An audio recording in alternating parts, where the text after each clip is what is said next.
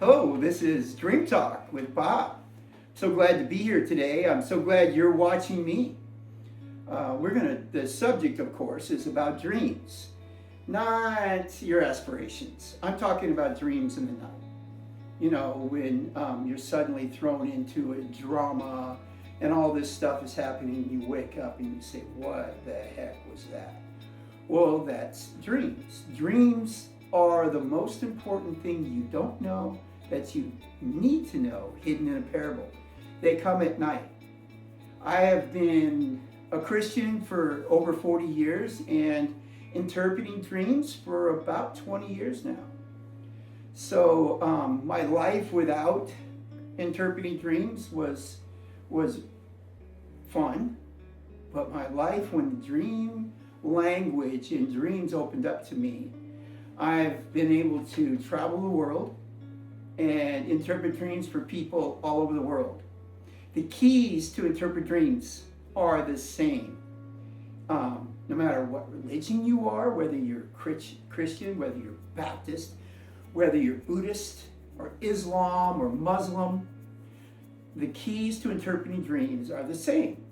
So you don't have to be a Christian to interpret your dreams, but you actually need to know how to understand parables, understand riddles and dark sayings, opposites, things in your face that scare you, and when then you investigate it, you find out that it's good.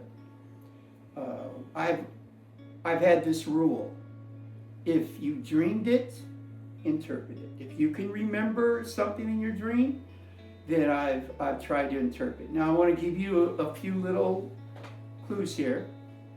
Dreams are a conversation going on at night. That conversation does not usually change unless you interpret the dreams that you're having. The dreams being the most important thing you don't know that you need to know is the reason why the conversation doesn't change. Unless the most important thing changes, then the conversation won't change. Dreams are a way for God, I believe, God, to talk to us about the condition of our soul. Whether we're happy, sad, usually in the beginning. I interpret dreams for people who've been dreaming for years and people that just have a dream every now and then. And most dreams, not all, but most dreams are about the source of death working in your life. And that might be a weird thing for you to say, but when Adam and Eve ate from the tree of the knowledge of good and evil, death was the result. To say that the way that the Apostle Paul or James says it, when you live after the flesh or you create identity in the flesh, then the result will be death. A spirit of death, feelings, emotions, and thoughts are created from an identity. Jesus taught it like this: you build your house upon a rock, upon a promise from heaven, then you'll have a solid identity that's good. And he said if you build your house on the sand, when the troubles in life come, then your house collapses. Your house can't support that identity. It begins to bring death to your quality of life. So what is this death? Well, let's just talk about it. An identity, when you create a house, a spiritual house, a building, that's an identity. In the area that building is made, let's say it's made in relationships, because this is something that most people don't know. You can create incredibly good spirits that minister life to you. And what do you mean by that? That would be your marriage. When you marry someone in that relationship, it creates feelings, emotions, and thoughts that bring love and, oh, I'm so glad to see you, and good morning, and I'll give you a kiss and come back, because you're in love and you create an identity that gives you feelings, emotions, and thoughts. There's a scripture that in the Old Testament that says, when I saw my friend that I haven't seen in a long time, my heart leaped for joy that I'm going to be able to talk to that friend. A fondness. That's a spirit that ministers life. Now, a spirit that ministers death. Oh goodness, they come in so many ways. Disappointment, divorce in a family, a breakup in a marriage, a breakup in a relationship, a breakup between boyfriend and girlfriend, an argument between your mom or your dad, the way your dad treats you. All of this can create identity. And then when that identity is developed and when it's complete, then a spirit that comes from that identity begins to talk to you. How does it talk to you?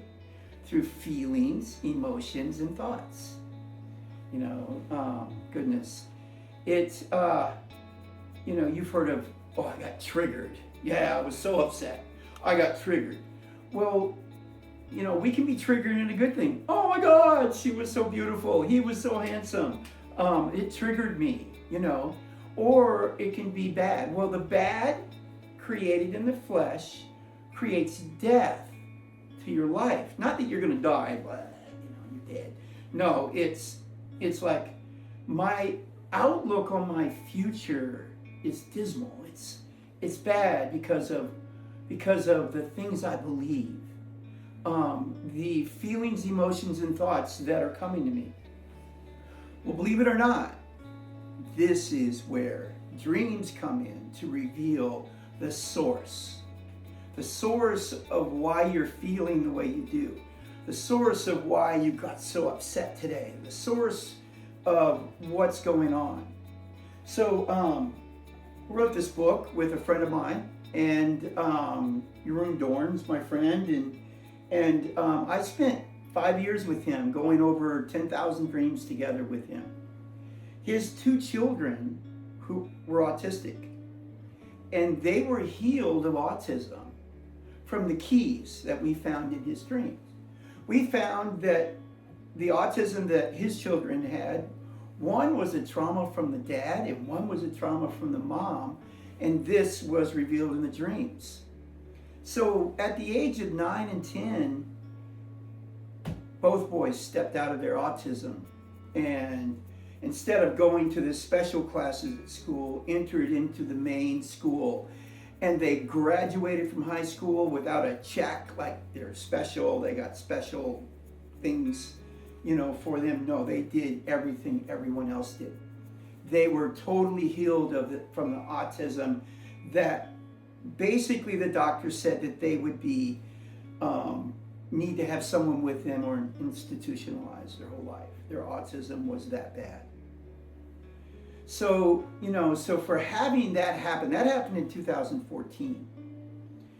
From 2006 to 20 years now, I've looked at close to 100,000 dreams.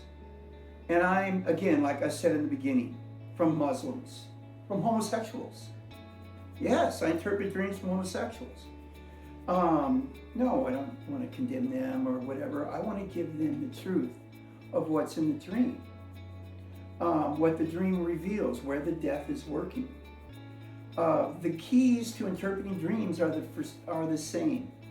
Whether you're talking to someone from Africa, Asia, Russia, it doesn't matter. Everyone dreams if you're a human, and you dream in your language, and of course I speak English, so it has to be interpreted into English. And believe it or not, this is so crazy. Sometimes, if you interpret dreams in your language and you look at the dream, you won't find some of the interpretations until you interpret into English. We found that out with my friend Jeroen, the Dutchie. When he looked at dreams in his language, we have sayings in America that they don't have sayings in the Dutch language, in the Netherlands. So when he interpreted it, a saying came out which meant something else.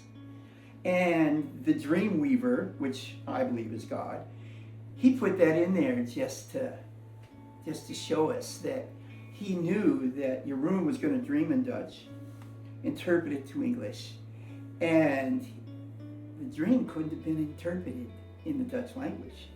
It needed the English interpretation to find out what it meant. But that was because I was interpreting. God knows everything. You know, he knows who's going to interpret the dreams. So I've seen many times where characteristics and things that God taught me are in dreams. And I know that other people have never been taught this. And it's kind of like crazy. If the person didn't bring me the dream, then they wouldn't get the right interpretation. Now that doesn't mean that God knows when someone else is going to interpret a dream too. And he puts things in them, in their dreams, to help that dream interpreter interpret. So it's not like I'm special, but in one way I am. It says in Job that one among 1,000 to interpret a dream. Someone who has seen many, many dreams, understood the symbolic language that are in dreams, can read the dream, and see what it means. Experience one among 1,000. So that would actually say that what I do, not everyone can do, and it's okay. I love to interpret dreams. So I am going to start doing this in a series to explain different types of dreams and their meanings to help you understand them. I just did this introductory meeting. Get my book, The Dream Paradox. And we wrote this with no testimonies.